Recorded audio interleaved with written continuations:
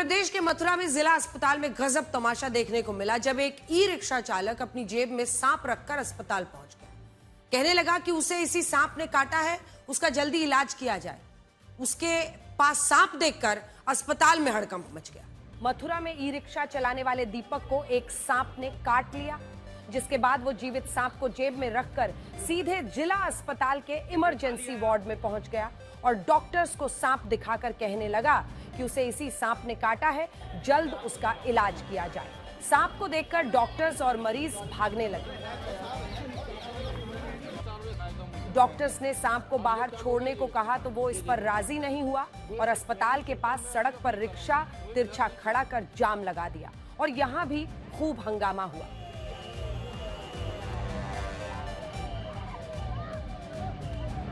Police के काफी समझाने के बाद वो सांप को जंगल में छोड़ने पर राजी हुआ, तब जाकर उसका इलाज किया गया। उसका कहना था कि बिना सांप को देखे जहर की पहचान कैसे होगी। कनाडा में एक बार फिर लॉरेंस बिश्नोई गैंग का खौफ देखने को मिला है। 12 जनवरी को कनाडा के ब्रैम्पटन इलाके में लॉरेंस गैंग के लोगों ने एक ठिकाने पर अंधाधुंध गोलियां चलाई। इस फायरिंग का वीडियो सोशल मीडिया पर तेजी से वायरल हो रहा है। यह फायरिंग जसवीर ढेसी के घर पर हुई, जो कनाडा का एक बिजनेसमैन है। इस फायरिंग की जिम्मेदारी लॉरेंस बिश्नोई गैंग की ओर से गैंगस्टर गोल्डी ढिल्लन ने ली। उसने सोशल मीडिया पोस्ट में दावा किया कि यह फायरिंग जसवीर नाम के शख्स के ठिकाने को निशाना बनाकर की गई। इस फायरिंग में किसी के घायल होने की सूचना नहीं है, लेकिन इसकी वजह से इलाके में दहशत का माहौल बना हुआ है। कनाडा सरकार द्वारा लॉरेंस बिश्नोई गैंग को आतंकी संगठन घोषित किए जाने के बाद से ही गैंग की गतिविधियों में तेजी देखी जा रही है। माना जा रहा है कि गैंग अपनी मौजूदगी और ताकत दिखाने के लिए लगातार ऐसी वारदातों को अंजाम दे रहा है। गोल्डी ढिल्लन ने कॉमेडियन कपिल शर्मा के कैफे पर हुई फायरिंग की जिम्मेदारी भी ली थी। गुजरात के सूरत में एक महिला ने सिर्फ डोरबेल बचाने को लेकर 7 साल के एक बच्चे को बुरी तरह पीटा। इस महिला ने बच्चे को पटक कर घसीटा, जिससे बच्चे को गंभीर चोटें आई हैं। इस घटना का सीसीटीवी फुटेज, जिससे पता चला कि किस तरह से इस महिला ने बच्चे को मारा था। उसके बाद बच्चे के पिता ने शिकायत दर्ज कराई। इस महिला ने बच्चे को बेरहमी से पीटा। बताया जा रहा है कि यह बच्चा इस महिला के घर की डोरबेल बजा रहा था, जिससे यह महिला बहुत ज्यादा गुस्सा हो गई। उसने इस बच्चे को पकड़ लिया और जमकर पीटा और जमीन पर गिराकर घसीटा, जिसमें यह बच्चा बुरी तरह घायल हो गया।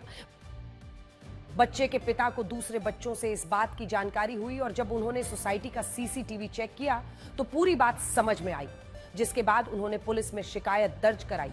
पुलिस ने आरोपी महिला को हिरासत में ले लिया। उसका कहना है कि बच्चा बार बार डोरबेल बजा रहा था, जिसके बाद उसे गुस्सा आ गया। अब यह महिला अपनी गलती स्वीकार कर रही है।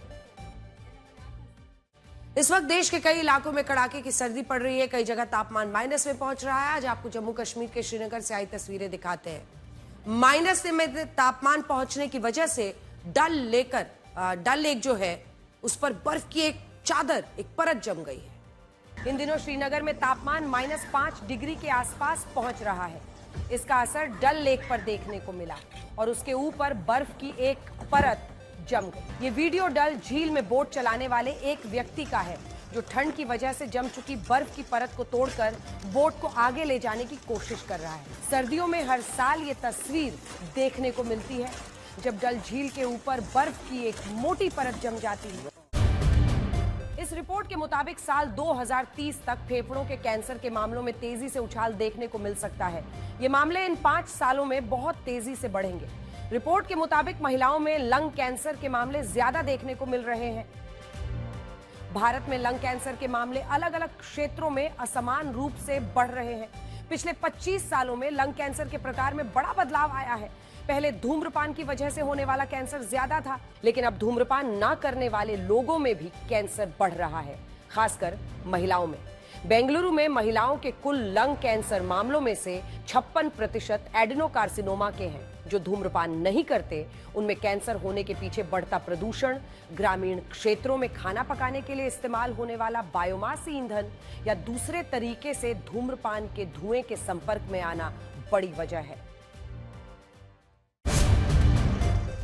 लांसेट की स्टडी के मुताबिक भारत में साल 2023 में टाइफाइड के 49 लाख मामले आए और इसकी वजह से 7,850 मौतें होने का अनुमान है।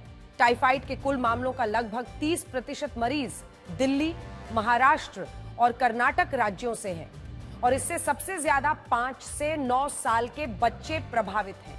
चौंकाने वाली बात यह है कि टाइफाइड का बैक्टीरिया अब दवाओं के खिलाफ ताकतवर हो गया है। इससे दवाएं उस पर बेअसर साबित हो रही हैं। लोगों को लगता है कि वो आरओ का पानी पी रहे हैं, इसीलिए वो सुरक्षित है, जबकि आरओ की सर्विस समय पर ना होने, खाना बनाने, सलाद या सब्जी धोने में सामान्य पानी के इस्तेमाल से बैक्टीरिया शरीर में पहुंच जाता है।